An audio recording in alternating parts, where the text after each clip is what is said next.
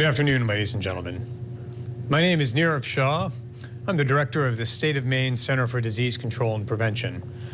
Here today with everyone to provide an update on the COVID-19 situation across the state for today, Tuesday, May 5th, 2020. And today's update begins on a sad and somber note. The Maine CDC is reporting that 4 individuals with COVID-19 have sadly passed away. One was a man in his 70s from Kennebec County. Another was a woman also in her 70s and also from Kennebec County. The third was a man in his 70s from Cumberland County. And the fourth was a man in his 80s, also from Cumberland County. These deaths bring the total number of individuals in Maine who have passed away now to 61. And it is yet another reminder that on a day when there have cumulatively been now over almost 70,000 cases of coronavirus across the state that have resulted in people passing away. This is a reminder that each and every one of these numbers has a name and that every case counts. As always, we, all of us at the state of Maine, offer our condolences to the family members of these 4 individuals, as well as all the individuals across the state of Maine who have lost their loved ones during this time of COVID-19. Overall, Maine CDC is reporting now 1,226 cases of coronavirus, an increase of 21 cases since yesterday.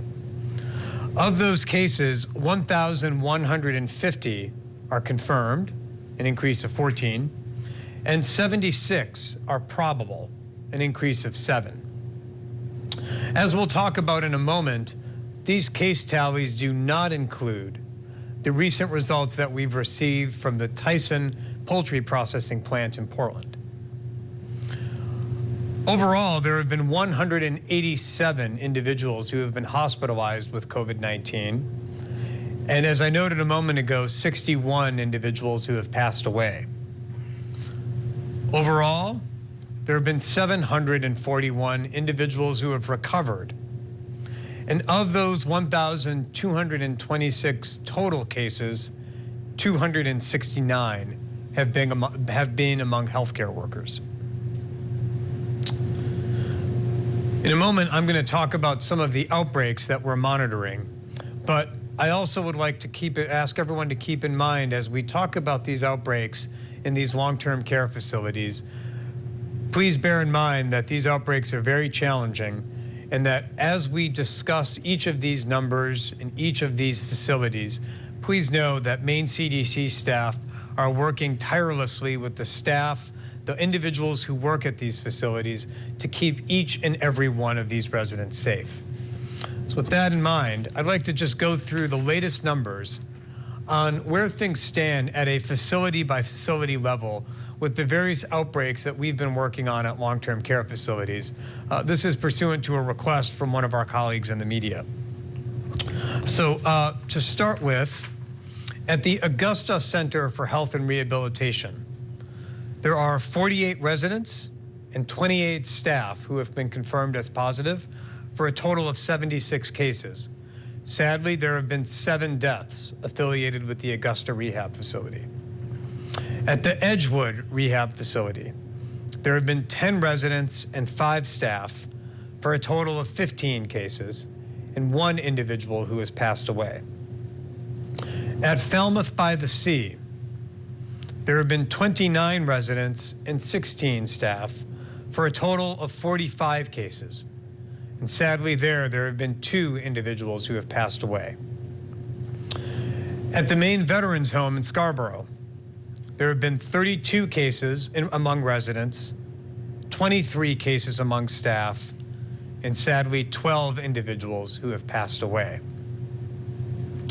At the Tall Pines facility in Waldo County, there have been 32 residents who have tested positive and 11 staff members, and there too, there have been 12 individuals who have passed away.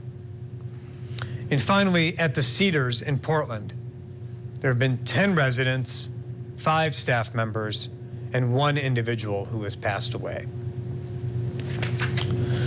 I'd like to turn now to the work that we've been doing and the conversations we've had with our colleagues at the Tyson Poultry Processing Plant in Portland. Yesterday, I mentioned that as we were walking into this briefing, we received word of 5 positive cases among the first batch of test results that we had received. We have, subsequent to that, received an additional 20 positive results as well, bringing the total number of new cases at the Tyson facility to 25. This is on top of 12 cases that there were previously.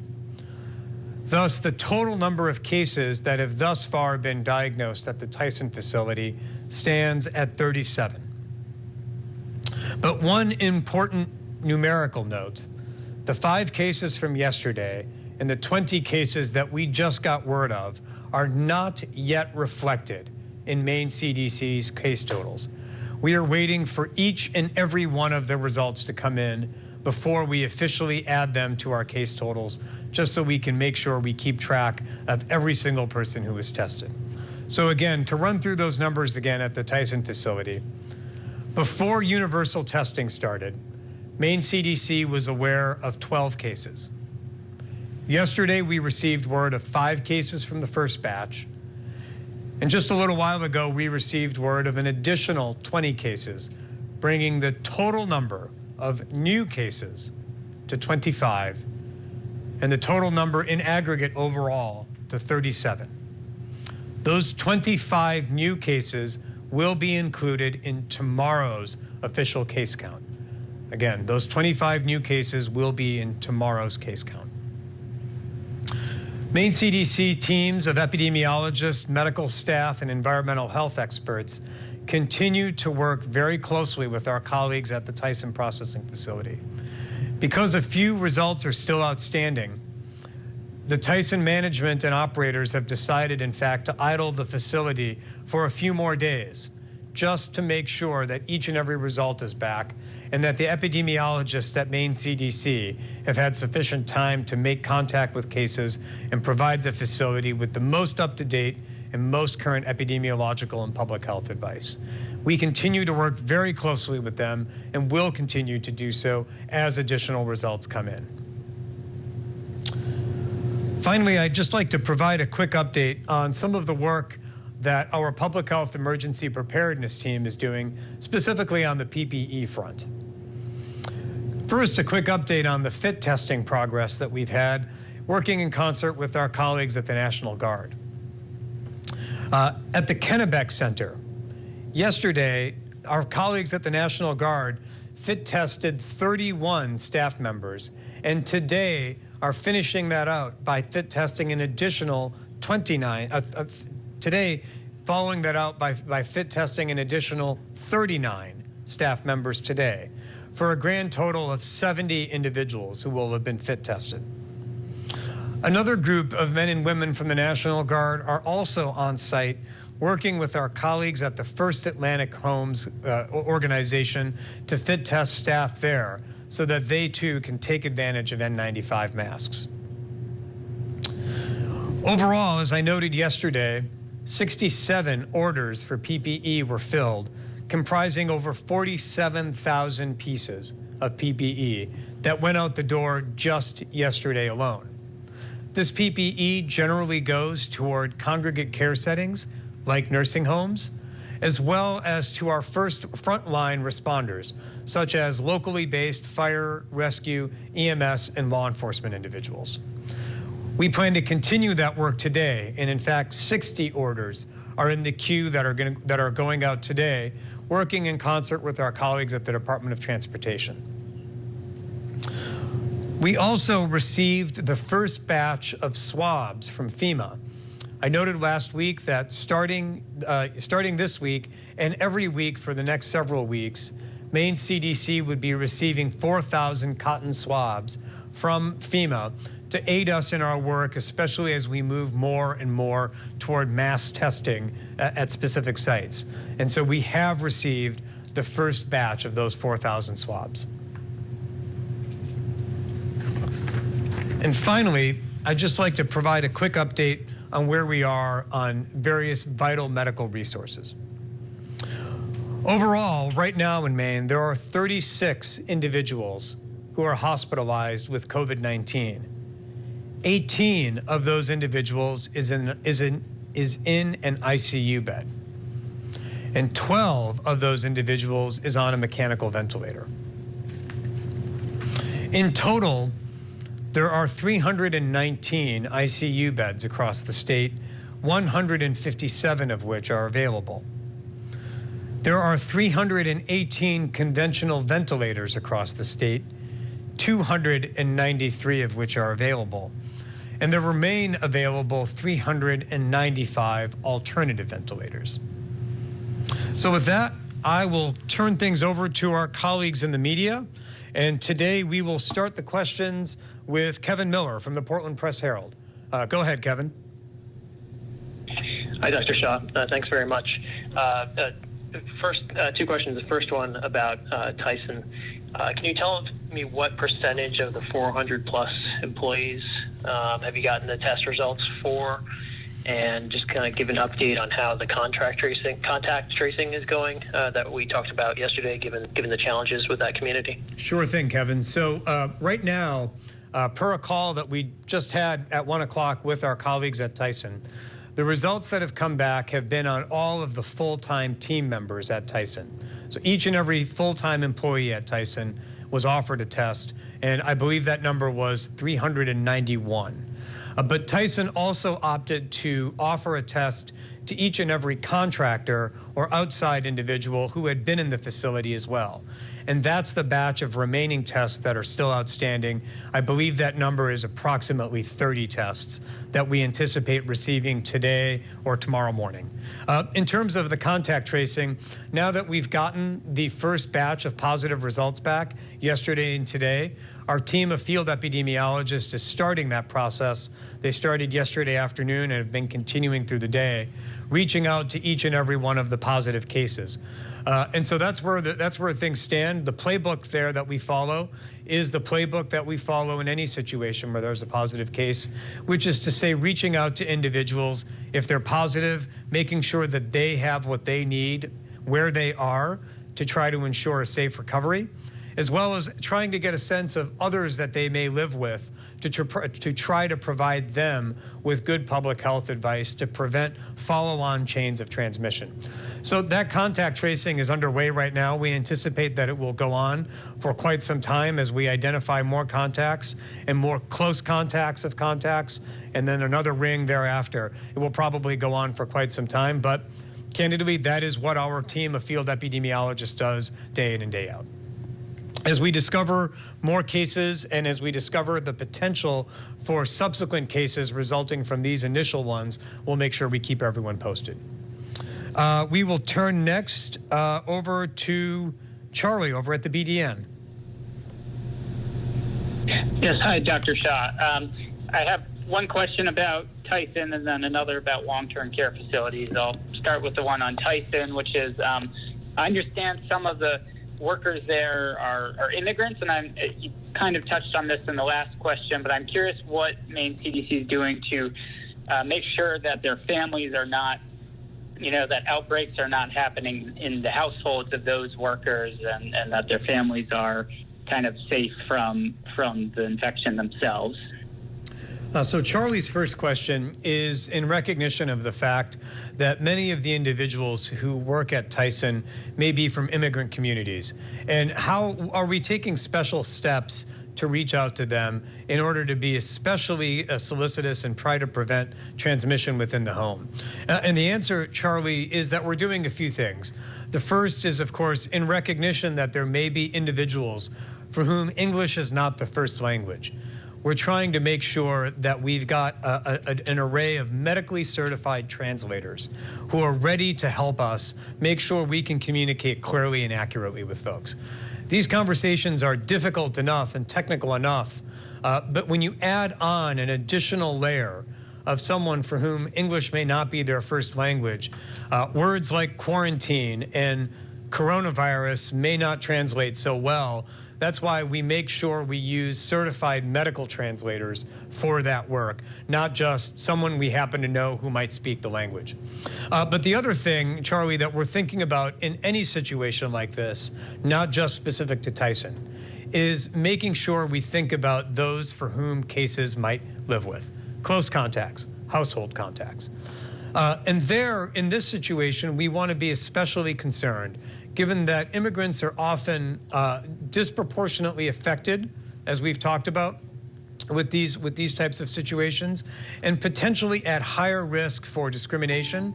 We're also making sure we ask about other things that might be going on. For example, making sure we ask whether they've got safe, stable housing. Because if they don't, that's a problem not just for them, but certainly something we want to think about as a public health system as well. So we are trying to take those factors into play as we go about our contact tracing. And Charlie, you mentioned you had another question as well? Yes, thanks. In a recent interview with one of my colleagues, I think you had mentioned that the hope is for Maine eventually to loosen the COVID-19 testing criteria in long-term care facilities. So I'm wondering if, A, when that could happen, if you know, and B, if you think some of the outbreaks we've seen could have been prevented if the state did have wider testing, kind of preemptive testing in place earlier. So Charlie asks about when we might be able to move toward more widespread testing, specifically in long-term care facilities. And Charlie, you're right. We would like to be able to test more widely. And I think there's 49 other state health directors who, if they were here next to me, would say the same thing.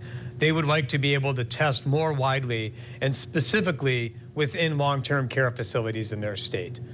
In order to do that, we need to make sure we have sufficient supplies on hand to test not only those individuals in long-term care facilities, but also the staff, as well as maintaining our current testing for, say, hospitalized individuals or first responders who need to know whether they're negative or positive so they can get back to work. So in light of that, what we are working very diligently on trying to expand our overall testing supply, which will be the real kingpin that's necessary before we can move toward more expanded testing. Now, Charlie, you ask a sort of a counterfactual question of whether any of these outbreaks may have been prevented. It's very difficult to know that. Very, very difficult to know that. Preventing an outbreak, preventing the introduction of something that is as transmissible as coronavirus into a population where folks are medically vulnerable is very difficult to do. Even with universal testing, that testing would need to occur once or twice a day even in order to detect somebody who had just become positive. So it's difficult to prevent outbreaks from that score. What we know about infection control is that testing is necessary, but the real magic, the real art of infection control is the tried and true things, like hand washing, like PPE, like good universal infection control practices that healthcare workers across the state are skilled in already. We're going to turn next to Michael Fern over at the Maine Edge. Thank you, Dr. Shaw. I have two questions today. My first revolves around a question posed by several healthcare providers regarding delaying reopening businesses. Since we are delaying some businesses reopening until June and even more until July, this means we're also pushing the eventual wave or spike, if you will, of cases further into late summer and more likely into the fall when flu season kicks back in near week 40. Do we risk more deaths in delaying the wave with those who may contract both COVID-19 and the flu and overwhelming the healthcare system? And my second is about access to affordable health care. With more employers announcing their permanent closure the past few days and therefore also their employees losing their health insurance, is it concerning that we risk greater public health harm as people lose access to affordable health care? Mm-hmm. Thanks. Thanks, Michael. So your first question is around the potential that we could be just delaying the inevitable. I'm putting some words in your mouth there, Michael, but the idea there is that any spike of cases that we might have, we're just delaying it and potentially pushing it off to a time when it might be coincident with the flu virus, for example. It's a fair concern. we really don't know what any type of resurgence of coronavirus might look like, if there even is one in the first instance. And if there is a resurgence of coronavirus, how big that spike might be. A lot of that depends on how much we drive down transmission right now. One of the driving factors of coronavirus is how many people there are out there who've got it. It shouldn't shock anybody to know that where there are more cases of coronavirus, there will be more cases of coronavirus. If you compare Maine to Massachusetts, for example, that's because each case can generate more cases. So if we really tamp down on coronavirus right now, there's better odds that we will reduce the risk of any subsequent spike, or alternately, if that subsequent spike does recur, have it be as muted as possible. Now, could that be at the same time as, say, the uptick in flu? That is possible. It is possible. But what we also hope is that at that time, whatever time that may be in the future, we'll have further and more tools in our belt. We might have FDA-approved medications at that point. Depending on when it is, it's theoretically possible that there could be a vaccine. There is more time to build up the resources in the healthcare system from an assets perspective as well as from a treatment perspective. And that's what the activities right now are designed to do. Now, you also ask about healthcare coverage, and that remains a concern. It certainly does. There are provisions in place to prevent individuals from becoming uncovered. We can get you more information about those, Michael, and perhaps put you in touch with our colleagues over at Maine Care as well as at the Bureau of Insurance to get more information on that. But please know that that is certainly a concern, and it's one of the many factors that we have to balance. Can I ask a follow-up? Sure. On Friday, there were 21 cases at the Hope House in Bangor, and I think it was 20 reported yesterday. Was there one reclassified? And what's that number today? The number remains at 20, and let me just go check here. Yep, the number remains at 20, 16 residents and 4 staff, and I believe there was a reclassification of one of the cases. We will turn now to Steve Missler over at Maine Public. Thanks, Dr. Shah. You may have seen some of the press coverage about Jackson Labs ramping up testing in Connecticut at its campus there. Dr. Liu, we just spoke with him on Maine Calling a few minutes ago, and he said that that kind of testing ramp up could be possible for Maine, but that nobody's asked Jackson Labs to actually perform that task. Is that your understanding as well? And if so, how come we haven't asked them to help us with this testing issue? So Steve asks about the work that our colleagues at the Jackson Lab have been undertaking. And Steve, we've actually had numerous conversations with the Jackson Labs. I myself had a conversation, I've had numerous conversations with them as recently as 2 Saturdays ago. I had a call with Dr. Liu himself to talk about the work that they're doing. And he did indicate to me that they are ramping up testing at their facility in Connecticut. He indicated that it would be online sometime in June. We're looking for solutions right now. Steve, you and I have talked about deals that we're trying to get done in the very, very near future that would allow Maine to ramp up its testing capacity right now. But we're in a situation where we need as many actors as possible at the table with us. And so we've continued to work with our colleagues at Jackson Laboratories to make sure that when they are fully up and running and able to do those 20,000 tests a day, we'll have a system in place. What we need to have, however, before we can go too far down any testing pathway, is that we need to have a system that can take those samples, transport them to where they need to be tested, report the results back out to us quickly. Right now, our focus is being able to do that at our laboratory in Augusta, because providers know that process. But certainly, as we go into the testing discussions more deeply, we will need as much capacity as possible, and we absolutely welcome our colleagues at Jackson Labs to the table. Again, I've had personal conversations with Dr. Liu to talk about what we need, not so much in June, but what we need right now today. And so we're going to continue talking with them. And once they're up and ready to go, we'll be ready to continue working with them. May I follow up real quick? Sure. Yeah, I guess I want to clarify. It sounds like it's a timing issue. You need testing sooner rather than later, not June.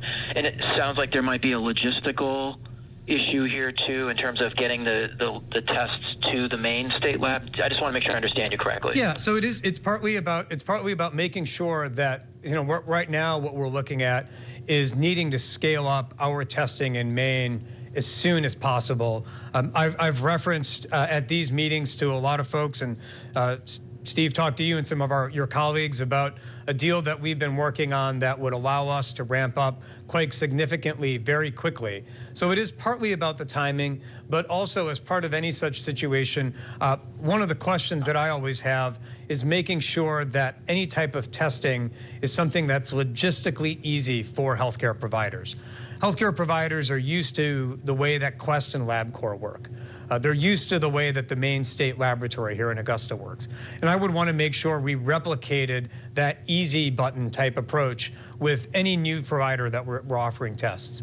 So again, we are delighted that a Maine organization like the Jackson Laboratories is ramping up their testing. We look forward to working with them. Don't get me wrong, very much want to work with them because we will need all the capacity we can get.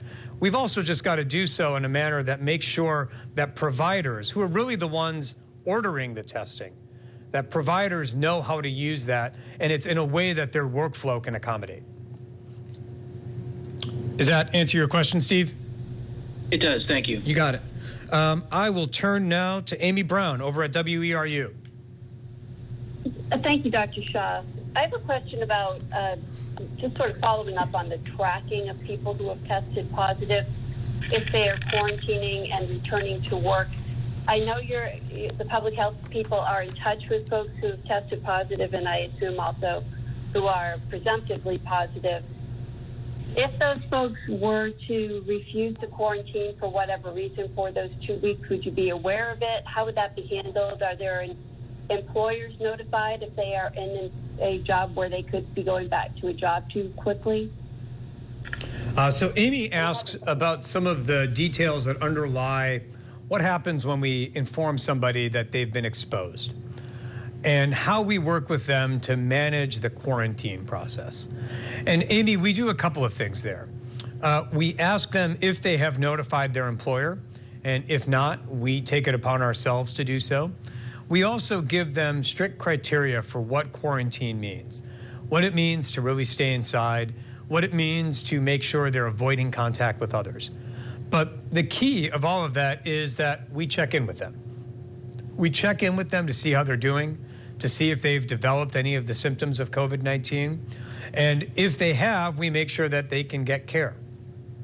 If an individual indicates that he or she is not going to abide the rules around quarantine, we try to have a frank conversation with them.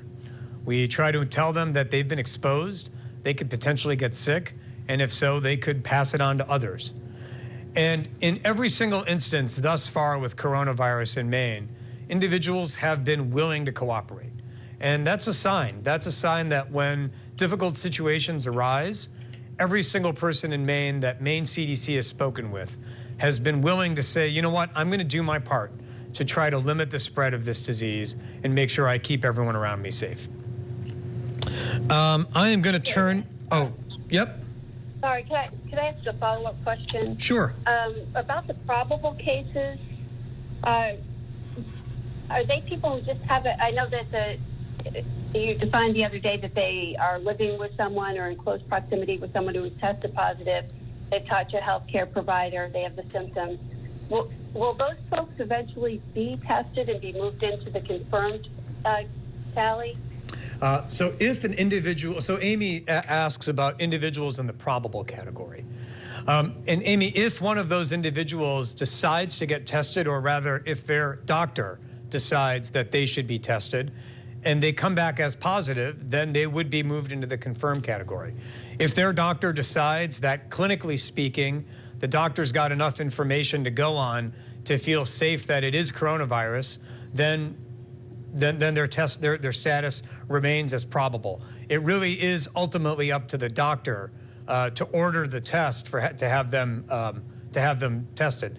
Maine CDC doesn't manage their health care or their medical care. That's fundamentally up to their doctor. I am going to turn now over to Don Kerrigan over at News Center.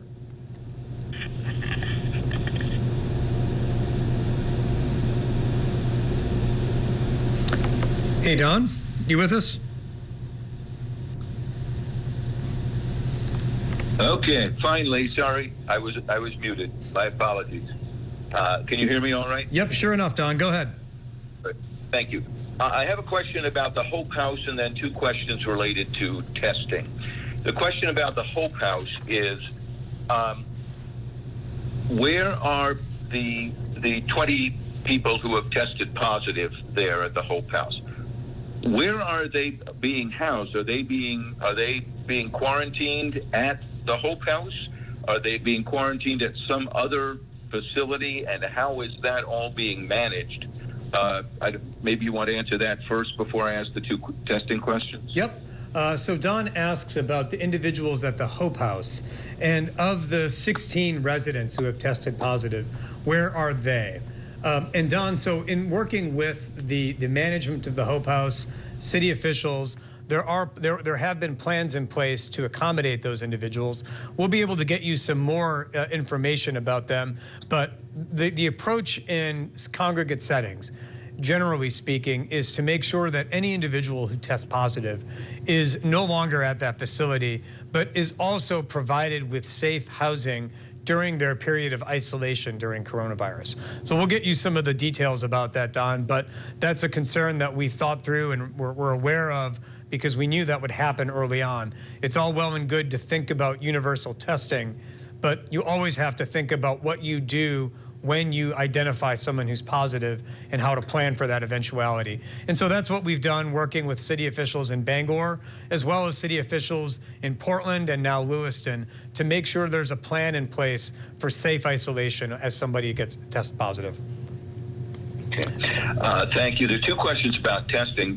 One is, I think you said yesterday that I listened in, even though I wasn't there, that Maine really needs to double or triple the amount of testing that we're doing on a weekly basis. How soon will you have a detailed plan for doing that? And then secondly, you suggested, is there a testing breakthrough announcement coming this week in Maine, at least in terms of available materials and tests? So Don asks about when we think we might be able to really truly expand our capacity, at least at the Maine CDC lab, to where it needs to be. And so, Don, I definitely will answer your question, but I want to take a step back and talk about what we mean by testing. And what we mean by testing is two things. The first is the amount of capacity that exists in the state or at the state's disposal.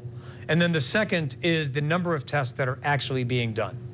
So capacity is what could be done, the theoretical maximum, and then the other is what's actually being done. Our capacity can be thought of in a couple different ways, but the one in which we at the state have the most direct control over is the capacity at the Maine CDC laboratory in Augusta. And so when I have talked about doubling or tripling, I am referring to the state as a whole, but most specifically referring to the capacity within the Maine CDC laboratory. Because at least for us, that's where we can dial the knobs and pull the levers to try to get those increases into place as quickly as possible. And again, there, I'm talking about the overall capacity that we have.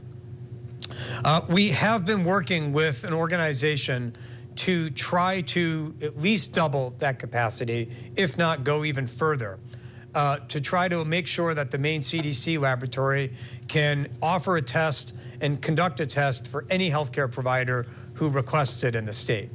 We hope that an announcement on that is coming soon, but there are, of course, a lot of moving pieces in any such deal like that. So I can't promise when we will have that, but we hope it's very soon. And rest assured, when we do have that all in place, everyone who's tuned in right now will not miss that. Don, I'm going to turn now over to Emily Tadlock over at WABI.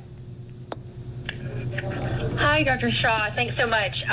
My question today, with things, you kind of touched on Resurgence a little bit before, but with things reopening, at what point, how quickly would we know if there was a resurgence or a spike in cases? And I have another question, but I'll save that for after this. Great. So Emily asks about what the detection time is if there were a resurgence in cases. It's something we're deeply concerned about. And for that reason, Emily, one of the ways that we look at how we know as we are progressing through any of the various stages of reopening, we've deliberately made sure we build in enough time to detect any kind of such resurgence. So the time varies, of course, and it depends on a couple of things. The first is, how long does it take someone who's been exposed to the virus to know that they've got it, usually when they develop symptoms. Then how long does it usually take them to go to the doctor? And then how long does it take them to get the test result back after they go to the doctor? And then how long does that take to get up to Maine CDC? For the first one, individuals with coronavirus who are exposed typically start developing symptoms around 5 to 6 days. But it can be as quickly as 2, and it can be all the way up to 14. From the time someone gets sick to when they go to the doctor varies, as everyone can imagine. Some people might go that day. Some people may wait a couple days. As soon as as soon as someone gets a swab, we want to make sure that the result can be returned as quickly as possible. This goes back to what I was chatting with Steve Missler about. We want there to be as little delay as possible from the time that the nasal swab is done to when the doctor's office gets the result back. Ideally, 24 hours. That's what Maine CDC's lab can do. By the time a swab is taken, doctors know how to get it to Augusta really quickly, and we can return results back ASAP. As soon as those results get returned back, we want to make sure, and Maine CDC is automatically electronically notified. So Emily, that's a long way of saying that time period for all of that to happen can be as little as 7 or 8 days, 6 or 7, and as great as up to 23 at the very, very high end. That's why we have to look at the data every single day. But it's important to note that the data that we are looking at today are really a replay of events that were happening 7, 12, 20 days ago because of all of those other things that have to happen. And it's also why this turnaround time piece is so important. Every single day that it takes for a specimen to be shipped somewhere and for a result to be done adds another day before we know what was going on. And as we think about reopening, having that timely return of results, ideally within 24 hours, is more critical than ever. And that's one of the key factors that we are evaluating before we ask any laboratory out there to do more and more tests for us. Emily, did you have another question? I think you did. I did. I had one more, if that's okay. Go ahead. So my next question would be on reporting cases for out-of-staters. As things do continue to open, summer comes along, lots of people are going to be traveling into the state. Yes, they're supposed to quarantine for 14 days. What are we going to be doing in terms of reporting cases? Are we going to be keeping these out-of-state numbers separate? Are they going to be part of Maine's numbers? I don't know what it's going to look like. I'm sure you don't either, but how are we going to be reporting this? So Emily asks about reporting cases for out-of-state individuals. And there, Emily, we will follow the same protocols that every other state follows, which is to say we will continue the practice. If an individual who enters Maine happens to get diagnosed with coronavirus during the short time period they might be in Maine, their state of residence will be the one reporting that. Similarly, if a Maine person happens to travel to Arizona and gets diagnosed with coronavirus and returns to Maine thereafter, those numbers will be on Maine's numbers. That's the way that the system works, not just for coronavirus, but for a number of other viruses, in fact, every other infectious disease. But Emily, it is a good time to remind folks that individuals right now who are coming to Maine should not think, as the governor has noted, should not think that they can do so as a way to escape coronavirus. Our expectation remains that any individual who is coming to Maine from out of state be prepared to quarantine for a full 14 days following their arrival. To the extent that they followed that, the scenario that you described, Emily, is not one that should materialize. We will turn next to TJ Tremble over at ABC 7. Good afternoon, sir. My question deals with the quarantining of people coming into the state. How exactly will that be carried out? TJ, tell me exactly what you mean by that. Well, somebody comes, your aunt or uncle from Michigan comes to visit you. You, being the nice person that you are, say, you can't go out of our house for 14 days. But somebody else's aunt and uncle from Florida comes to visit them, and they say, let's go to camp and let's go to out to dinner and forget the 14. How is that going to be enforced? Well, I would defer enforcement questions over to our colleagues elsewhere, perhaps in public safety, and we'll try to get you a better sense of that. But again, our expectation is that anybody who enters the state, per the governor's executive order, would need to quarantine. Now, enforcing any such order, of course, is always a challenge. There's no question about that. But make no mistake, it is an enforceable order by the governor herself. So if it were to be the case that an individual were detected, it would be up to law enforcement to determine how they would wish to enforce that. But it is an executive order, and thus it is enforceable. One other question. Sure. I could.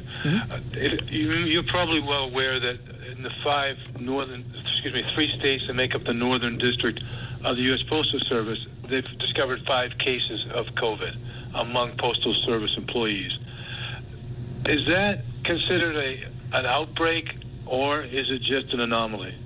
Well, it's certainly not an anomaly. I'm not going to characterize it that way at all. An outbreak really requires not just an uptick in cases, but an outbreak, the essence of an outbreak is an epidemiological link among the cases. If those 5 individuals all worked in the same room, sorting the mail together, and were exposed to one another for a prolonged period of time, that would be grounds for us thinking about it more as an outbreak. But it really does depend on that epidemiological link among the in this case, 5 individuals. If there's no epidemiological link, it could be just the case that a number of individuals with the same job happen to all also have coronavirus. Similarly with, say, healthcare workers. There might be institutions in the state where a number of healthcare workers have coronavirus, but they're not necessarily linked. So it's that epidemiological link that really defines an outbreak. And until an investigation is completed, we don't really know whether it's an outbreak or whether it's individuals who happen to be detected at the same time who happen to have the same disease. One final thing is, are you investigating at this point the Medway Post Office cases? So we investigate any case of coronavirus, and we conduct the same degree of contact tracing. I won't comment on specific individual workplaces for privacy reasons, but we investigate every single case of coronavirus in the state. Thank you, sir. Yep. We're going to turn now to Dan Newman over at the Maine Beacon. Hello, Dr. Shah. I was just wondering if you could talk a little bit about how the state made the decision to allow the opening of hair salons and not like similar services such as like nail and massage parlors that also require sustained physical proximity. Could you just describe the process of selecting which industries to open and when? Sure.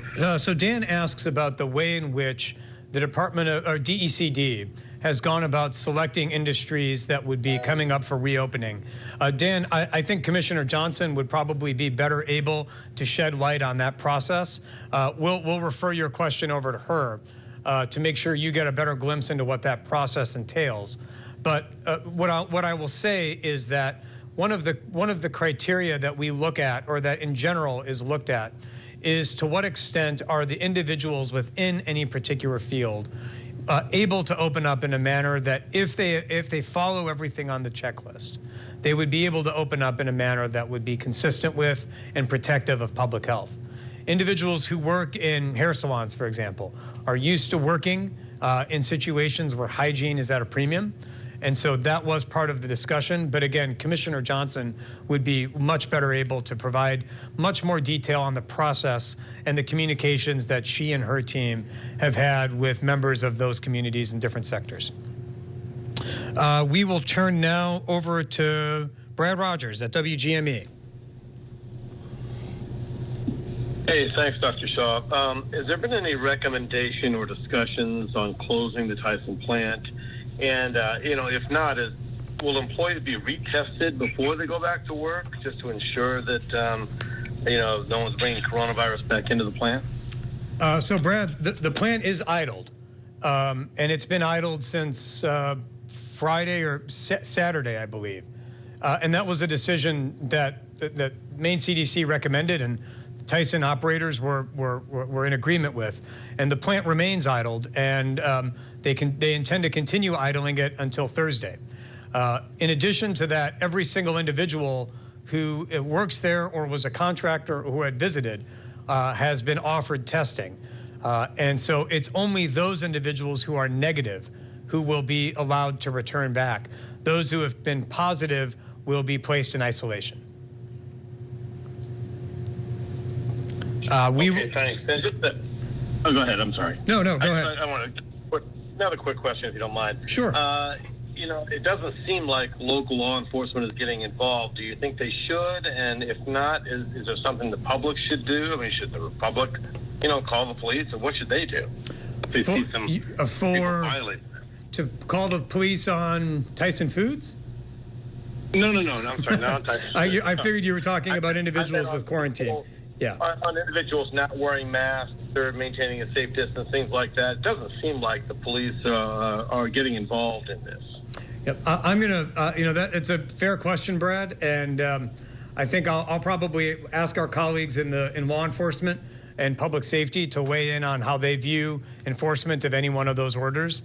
And so we'll probably refer that question over to our colleagues in law enforcement to get their take on how they're looking at this. We will turn now to Megan over at WMTW. Thank you, Dr. Shah. My question is also about the Tyson plant. You mentioned that there were about 30 or so contractors that were offered testing. Those tests are outstanding. We're still waiting to see the results of those. Is there any way, or do you know the contact they had with the full-time employees? And are you expecting high numbers of positives to come back from those contractors' tests? Meaning, can you give us some insight into how closely they worked? Do you know that information? So Megan asks about individuals who may have been in and out of the Tyson facility and what we know about their degree of interaction. And Megan, usually in these situations, we defer questions of that nature over to the Tyson operators themselves. They would know in much greater detail how much contact any particular visitor to the plant had with other employees. Maine CDC doesn't have insight into that. If any of the cases were positive, we would, of course, conduct our standard contact tracing investigation. But before we have those results, management and operators over at the Tyson facility would really have a better sense of how any particular visitor or contractor, what degree of interaction they had. I'm going to turn things over to Dustin over at New England Cable News. Thanks, Dr. Shah. Oops. Trying to log my other interview at the same time as talking to you. My question is, what's the latest conversation on the 14-day quarantine as the summer goes on? Are you expecting it to stay in place? Is there any still conversation about adapting it in certain cases so that the maximum amount of healthy tourists can move about? Where is that conversation at this point? So Dustin asks about where things stand with any plans around the summer as it relates to the 14-day period. And right now, Dustin, the 14-day period stands. But our planning overall is dependent on what the epidemiology tells us. When I say that we're data-driven, that's what I refer to. I refer to the fact that as the data change, so might the policies that are attendant to it. So right now, we're evaluating every single one of our policies that's in place. The 14-day quarantine, our approach to universal testing in light of the possibility for false negatives, all sorts of things are always under investigation and always under review based on the day-to-day changes in the data. The 14-day quarantine requirement is no exception to that. If the data change, if we see case counts change in some meaningful way, if there are breakthroughs in terms of testing on the rapid front, if there are any of those things that happen, we might reevaluate how we implement or how we would go about thinking about the 14-day quarantine requirement. That's just the nature of public health. We're always trying to figure out where the data stand. So each and every one of these policies from a public health perspective is always under constant reevaluation. At this time it stands, but again, much can change based on how the dynamics of the disease change here in Maine, as well as how the dynamics of the disease change elsewhere. We're also learning more and more and more about the nature of transmission itself. Just in the past few days, there have been a number of papers that have been published that are trying to get a much better grip on how much coronavirus can spread from one person to another, when that spread occurs, in what conditions it most occurs, and to whom it might most occur. And that's just been data that have come out in the past few days. So as those data come out and we get a better handle on how coronavirus spreads, we'll certainly be reevaluating every one of our public health policies. So with that, those are all the questions for today. Thank you all for tuning in. We look forward to catching up tomorrow. Thank you very much.